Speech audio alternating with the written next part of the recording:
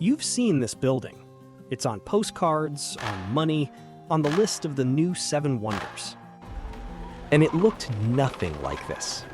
Chichén Itzá was not gray. It was red, blue, and green. Plastered, painted, and packed with maybe 50,000 people. Not a monument, a city. Here's the strange part. This place was going up at exactly the moment every other great Maya city was going down. I used AI to rebuild it as it stood around 950, from excavation reports, murals, and research published last year. So why did this one rise while the rest collapsed? What did 50,000 people actually do here? And why is there a well at the north end that nobody ever drank from?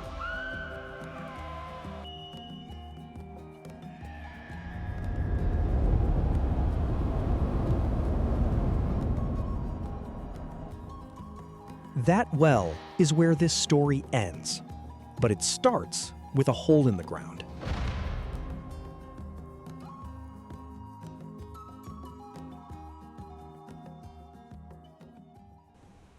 Northern Yucatán is a slab of limestone, flat as a table in every direction. No rivers, not one. No streams, no lakes, no hills, just scrub forest and white rock. But limestone is porous. Rain doesn't run off here. It goes straight down, and it stays down. Underneath the whole peninsula is water, sitting in flooded caves in the dark. And where a cave roof collapses, the ground opens, and that water becomes reachable. That's a cenote, a well with no bucket needed and no dry season. In Yucatan, that's everything. So they didn't build near a river. They built around holes. Chichén Itzá, at the mouth of the Itza's well. And the timing is the strange part. While the great southern cities emptied into the forest, this one filled up. Building here starts with the ground itself. The limestone under the city is the building material.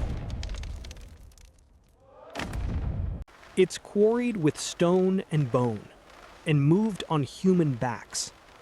Terraces go up in layers, each one squared and faced on scaffolding of poles lashed with fiber.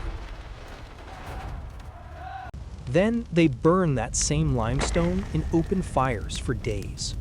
It becomes lime, and lime becomes plaster.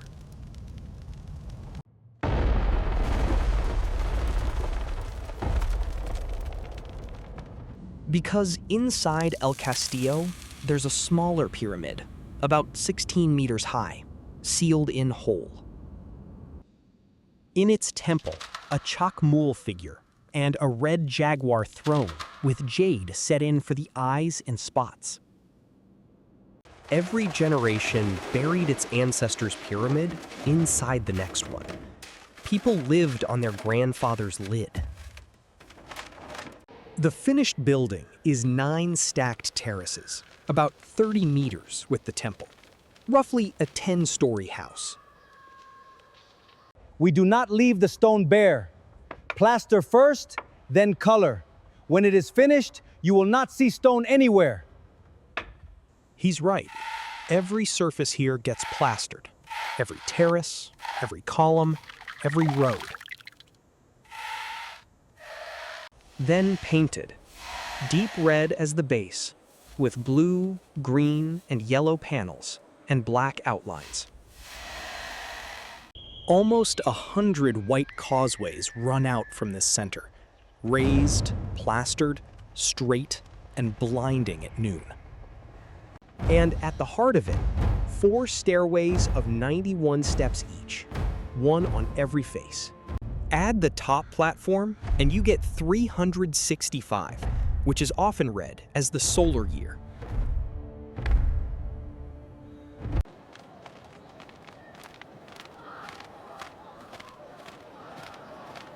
Let's put you in it.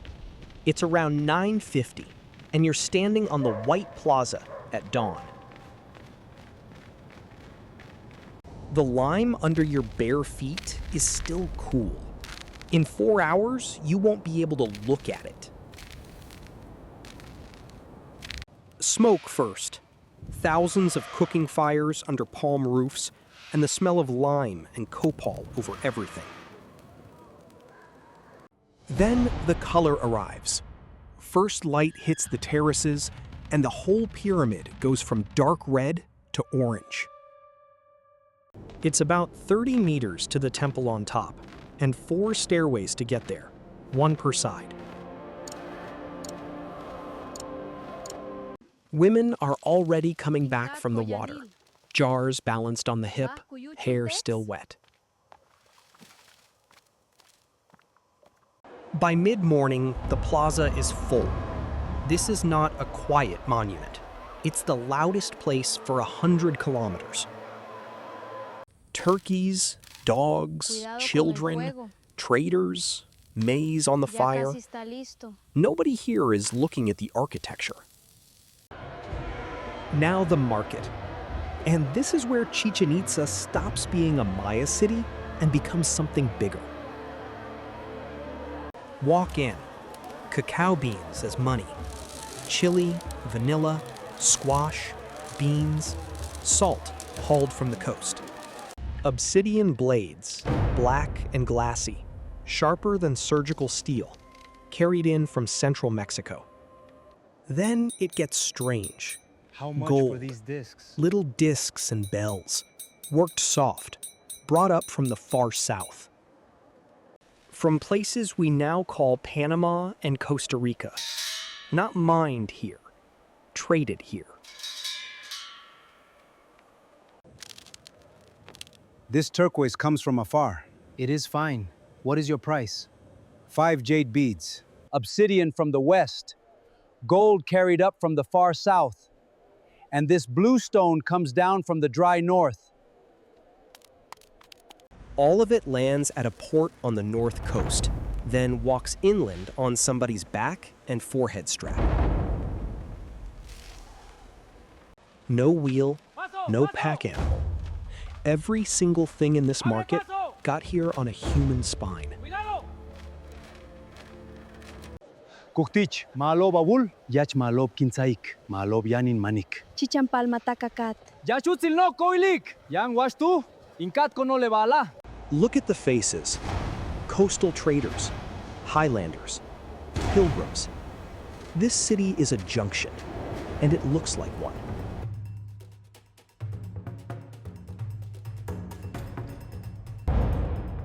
Now, the biggest building in town, and it isn't the pyramid, it's the ball court. 168 meters long, walls 8 meters high, longer than a football field and a half. You're standing on the floor of a stone corridor, and the rings are 6 meters above your head. The ball is solid rubber and heavy. No hands. Hip, elbow, forearm. That's it. You cannot touch it with your hands. Hip, elbow, side. And that ring is almost impossible.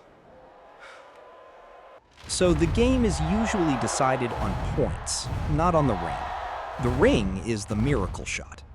The acoustics here are extraordinary.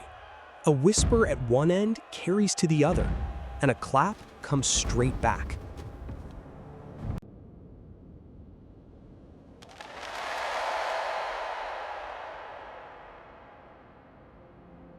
Whether that was designed is another argument. What's certain is this was never only a game. It restages a myth, twin heroes beating the lords of the underworld, and it settles politics in public. The reliefs along these walls show what could follow a match. We're not going to reconstruct that. Step out.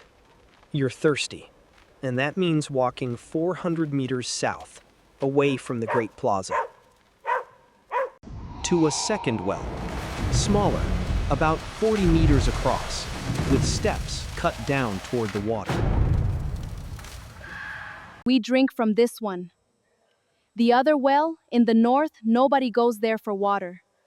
Only with gifts. Hold on to that. 2 wells, 400 meters apart, and only one of them is for drinking.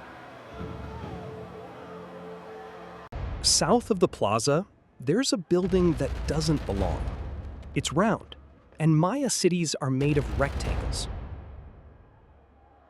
Inside, a spiral stair climbs to a chamber with narrow slots cut through the walls. A number of researchers argue those slots line up with Venus. The details are still argued over.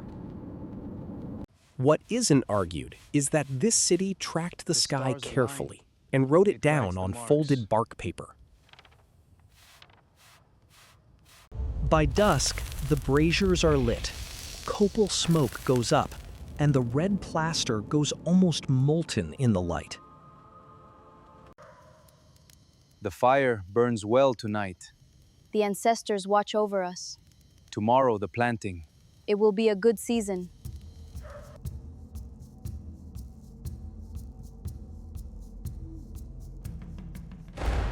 Step back, because there's one part of this city you haven't been allowed into yet. From the north side of the Great Plaza, a single causeway runs out, 300 meters, to nothing. It ends at a hole in the ground, about 60 meters across, with a small building on the rim. The walls drop straight down. The water sits about 20 meters below the edge, and it doesn't move. For the Maya, a cenote isn't a reservoir. It's an opening, a door into the world underneath this one. So this well gets the best the city has: copal resin, carved jade, textiles, worked gold from the far south. They weren't throwing away junk. They were putting the most valuable things they owned beyond reach. This is not a grave. It is a door.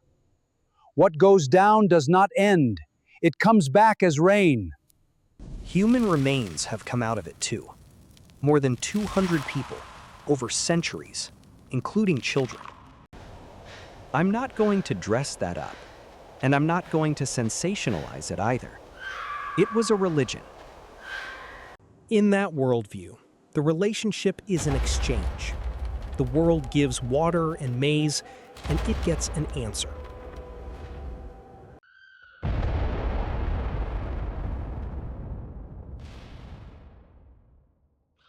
The same myth sits under the ball court. Twins go down into the underworld, and they come back out. 400 meters away, at the other well, people are filling jars and arguing about the price of salt. Both of those things are this city. It ran on that arrangement for about 300 years. And then, without a single battle worth remembering, the arrangement stopped working.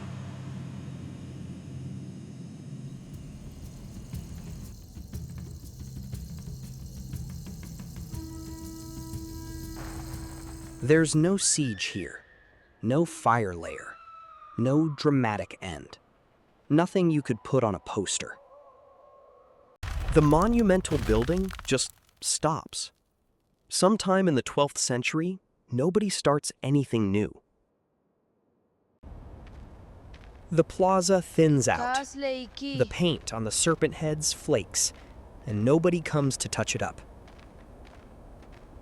The colonnades stand empty. The roofs they carried come down, and they don't go back up. Why? There's no single accepted explanation, and anyone who gives you one is selling something.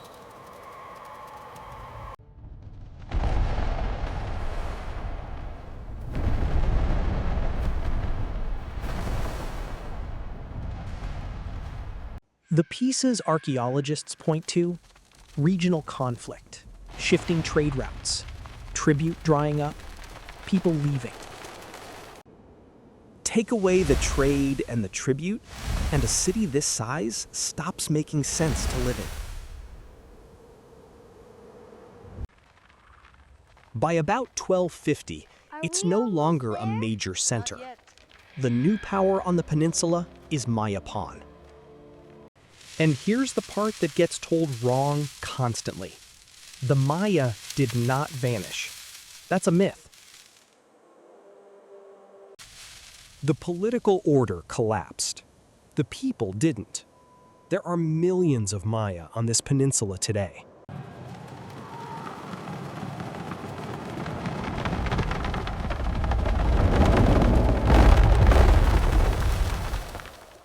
Their languages are alive, and their descendants live in villages a short drive from this plaza.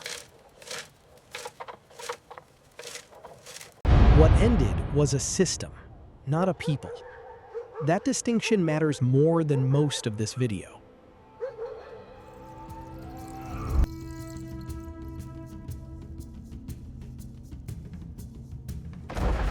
March 5th, 1904.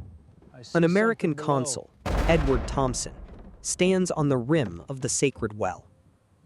He lowers a steel dredge bucket into it and keeps going, on and off, for about 5 years. Funded by Harvard's Peabody Museum and private collectors, he pulls up gold, jade, copal, wood, and bone. Everything this city had deliberately put beyond reach, a machine took straight back out, and most of it left Mexico. The export was illegal. Some has gone back since. Much of it has not. It's still a sore subject here.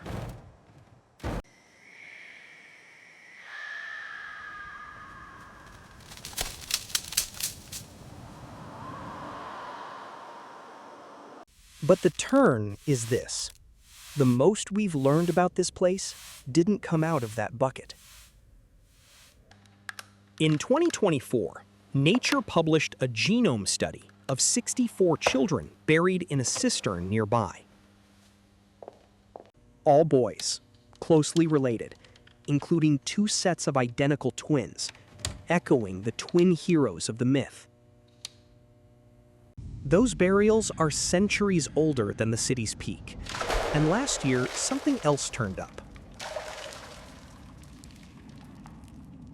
A flooded chamber under the plaza, full of painted vessels, epigraphers hope may hold this city's own account. Were you ever there, standing in a city you couldn't see? Subscribe, hit like, and tell me which city next.